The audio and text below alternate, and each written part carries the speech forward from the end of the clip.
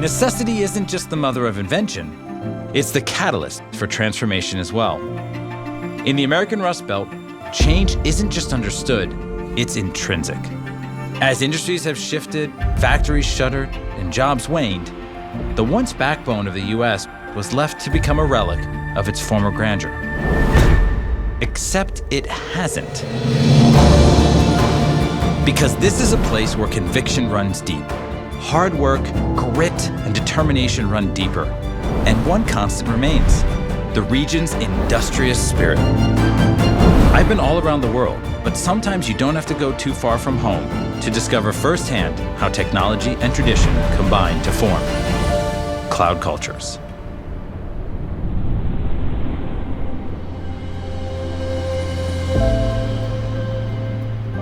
Time is not always on our side. And in the Rust Belt, it's been anything but kind. The name alone says multitudes. But in the last decade, this industrial icon has rolled up its sleeves, shaken off the rust, and found new footing. Since then, venture capital investments have quadrupled. Tech talent is flourishing, and more than 18,000 startups have formed in the region. The engine of American capitalism has been restarted and is finding a new road to call its own. The Rust Belt encompasses the better part of 9 states. Way too much ground for me to cover alone. Luckily, here in Cincinnati, I'm meeting my friend and colleague, Devin Allen, for a cup of coffee before she heads out for greener pastures. Thanks so much. Have a good one. Yeah. Hey, Devin. Thank you so much for having me here. This is fantastic. Thank you so much for being here. I know you've been traveling a lot and have been all over the world, but it means so much to me that you are in Ohio. The Rust Belt. Yes, here we are. The Rust Belt, yeah. And also my home state, out of all places. So thank you so much for being here. You grew up in the Appalachian area. What were your experiences with technology growing up? It was very rare to, even have a computer or to have access to a cell phone or even internet. I did not have internet until I went to college. Wow. Since then, I would say I've been able to get more access to technology and travel, and it's really changed my life. I actually was born in St. Louis, Missouri, Wow. so not the Rust Belt, but Midwest nonetheless, and had a little bit of experience with computer science in high school, but it wasn't really until college that I ended up spending a lot of time with computers, more time than I probably should have spent with computers. Speaking of sort of education, I am energized I get a chance to go to the University of Cincinnati. I'm going to talk to some students there about technology and the impact technology. I'm so excited for you to be there. That's going to be great. And you're off to Wisconsin. Yes. But you're going to Lambeau Field. Yeah, I'm going to be talking with a person who started an amazing AI company and is really trying to push the limits of what AI can do. Oh, that's going to be really cool. Well, I look forward to connecting with you again afterwards, and we'll share some stories. Yes, cheers. Yep. About 500 miles north of Queen City, bitter cold temperatures and bone-chilling winds are standard fare this time of year in Green Bay. And inside the walls of the frozen tundra, being able to adapt to these conditions gives the home team an advantage over any visitor.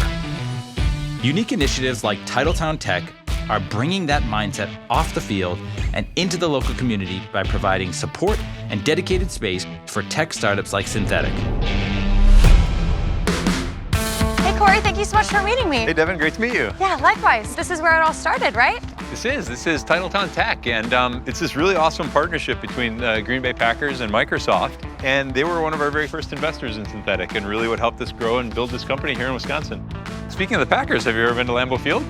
No, I haven't. Would you like a tour? Absolutely. Let's go. All right, let's go. Wow. One of the things that we do really well at Synthetic, we process a lot of satellite data, but to give you an analogy of the sorts of things we can find, it's as if we could find a single ant in this entire stadium. One of the things that we did that we got a lot of media attention for, remember the Chinese balloon that flew across the United States? We actually not only found the balloon once in satellite data, we found it 12 times and tracked it all the way back to Hainan Island where it came from in China. Wow, that seems actually impossible. That is an amazing solution. Well, I think we've had enough Wisconsin winter. Do you want to head up to the suite and continue the conversation? Please. Awesome. Can you tell me a little bit about why you became so interested in AI? One of the big points was while I was at grad school and started taking AI classes, I was also working at this underwater robotics company that was using AI and robots to explore the ocean. And that was a moment where I thought, wow, this is awesome. I'm using engineering and the AI technologies. I can do something that's not just engineering, it can also be exploration. And so I got this really big bug to do exploration with the technologies that I was building.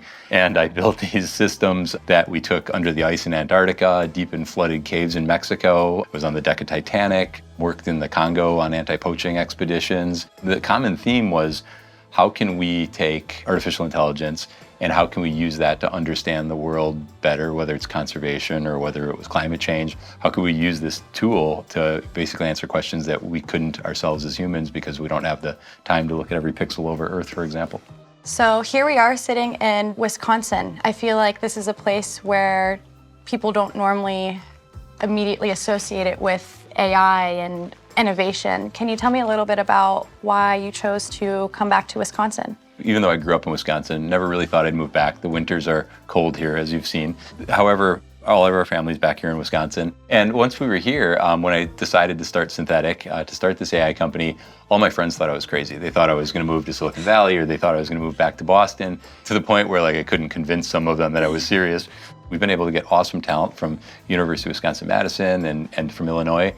And I think a part of starting a technology company in the Midwest, there's really some advantages that I don't think exist in the same way on some of the coasts. My commute to work is 4 minutes every day. If you're not spending 2 or 3 hours a day in the car, it means you have more time to spend with your family, but it also means you have that little bit more downtime that I think you need to really be creative. I think the importance is really connecting that talent with opportunity, which sounds like exactly what you're doing. So how has the culture of the people you've hired impacted your company?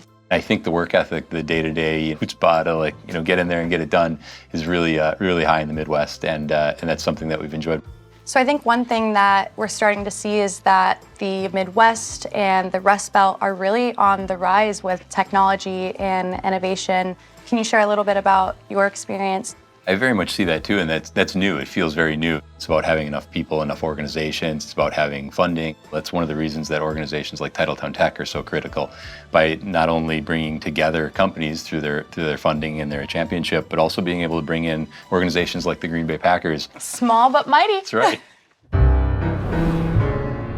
Divergence can be an invaluable asset, not just in thought, but process too. By asking the right questions and challenging convention, Synthetic has found unique opportunities to push AI to new frontiers. The next wave of innovation is emerging here, on campus.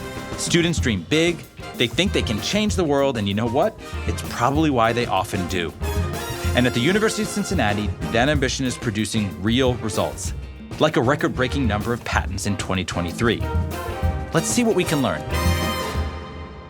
We have a special guest today, surprise. Hello, everyone. This is Good Corey to see from you all. Microsoft. Yeah, hi, everyone. Thank you so much for having me. Yeah, so we're doing a project on AI, and I think you're the perfect person to kind of step in and actually give us some more information about what you're seeing in that world. The pressure is now high It's based on the true, way you've yeah. introduced me. I did hype you up quite a bit. Okay, well, let's see if I can live up to that hype. If you guys are up for it, we could do some questions. Yeah, go ahead. I have a question. So I'm a medical sciences student, and I'm curious about your perspective on how you think AI is going to change healthcare delivery. Yeah. I think it will be through phases, right? I think one of the biggest changes will be helping doctors.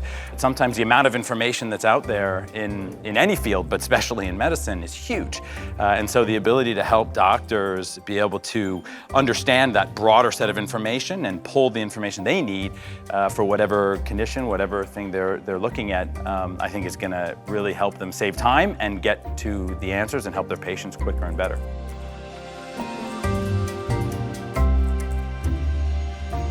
Thanks, everybody. Thank you all. This was a lot of fun. And good luck on your projects. You guys are doing the next wave of work. So looking forward to it.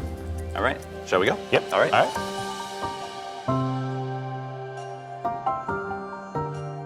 Aaron, Kate, Jay, thank you so much for having me. And Aaron, thank you for letting me intrude on your class. Some amazing students that we got to talk to. This is an amazing room, an amazing building, and an amazing campus. One of the things that I think makes UC really strong is that we have these relationships with industry. So being able to have you come to the Innovation Hub and give some firsthand experience about the work you're doing is a signature part of what we do here. So happy to have you.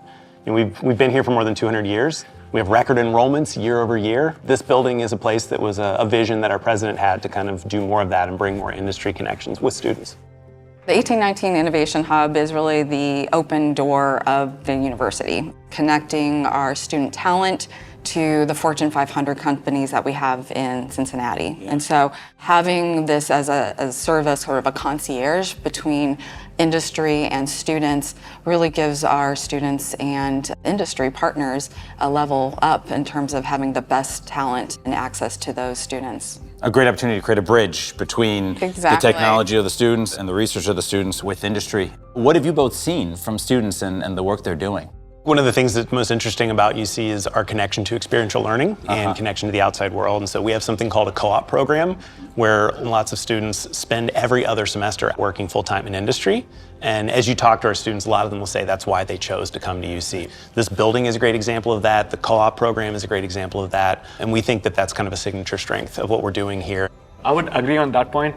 From the co-op perspective, hey, right from your second year, you're working with real technology at real companies and working on real projects that go out in the real world and help people or solve problems. So like that really changes your perspective on looking at classes. Things seem a lot more relevant. The co-op, the industry experience is giving you a leg up, if you will, on as you once you actually go into industry. 100%, yeah. I like to think that we have sort of that Midwest grit and hustle here that allows our students to kind of excel, and the co-op model, I think that's really what makes us different here. And it really gives us our students the opportunity to connect with industry and to learn about the most recent technology and to have that sort of skill set so that they can go out and get those high-paying jobs that are so needed by today's economy. One of the things you've done is you've created a fund, speaking of helping people. Yep. What is this that you've done? Definitely. At our university and at the Center for Entrepreneurship, we've realized startups, like that's where a lot of innovation tends to happen. And of course, startups need funding. Essentially, Bearcat Ventures, it's a $1 million student venture fund where we focus on getting real life experience to students rather than it being in a class setting. It's kind of going back into the real world and hopefully making an impact, and most important of all, learning while we're doing it. That's really cool. As part of that, I keep hearing this passion around the spirit of the region, the spirit of the Midwest, of the Rust Belt. What does that mean being in such a successful and innovative university within that area? You mentioned sort of the American Rust Belt. I would like to say we're kind of the new Silicon Heartland in terms of we have so much going on in this state. I think the Midwest is often referred to as flyover country, but there's a lot actually here that is happening and is driving the economy of this nation. Well, the impact you're having on innovation and the impact you're having on industry and of course the impact you're having on the students and the impact they will then have on industry is really magnificent. And so the Silicon Heartland, I love it. I look forward to seeing it continue to grow. Through the 1819 Innovation Hub, students are able to take innovation out of the classroom and gain real-world experience in less obvious but just as critical areas, like how to finance your world-changing innovation. Devin is back in Ohio and hungry for one of her local favorites. So we'll be reconnecting at the iconic 1940s restaurant, Camp Washington Chili. But before Devin and I dive in, Camp Washington's owner gives me a peek behind the curtain to reveal the secret of Camp Washington's success. Spoiler alert, it's chili. So this is the mother lode. This is where we make 60 gallons of chili every day. That is a lot of chili. Well, we'll go through it in 24 hours. In 24 hours? Yes, because we're open all night long. All night long. You want to do the honors? Am I allowed to? And we just don't let anybody do this, Oh, you know. I mean, and particularly people wearing white You gotta shirts. dig It's deep, like really. dig deep. All right, dig. There you go. There we go. All right. You got it. This is it. So now that I've stirred the chili, does that mean I get to know the secret spices?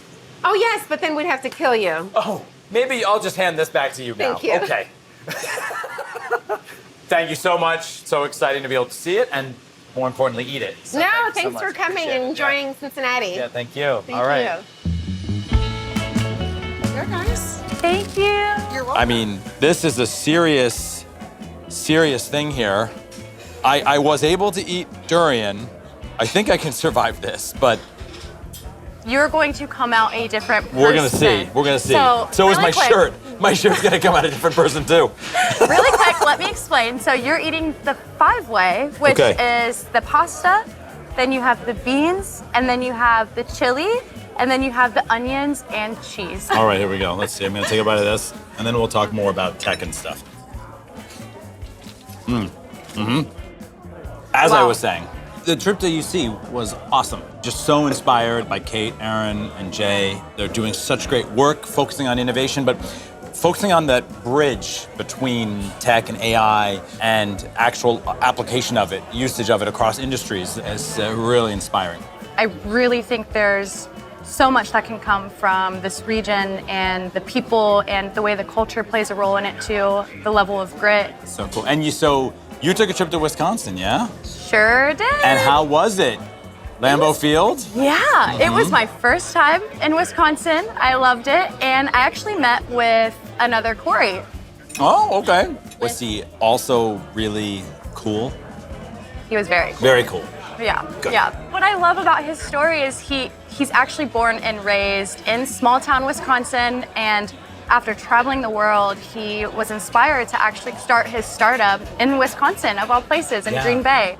One of the things that Kate said to me was how she thinks of the area as changing and becoming more of the Silicon Heartland instead of the Rust Belt. I love that so much. One of the things I love doing is changing people's perception of this part of the country, and so much more than what people think it is. Yeah. And again, so much talent.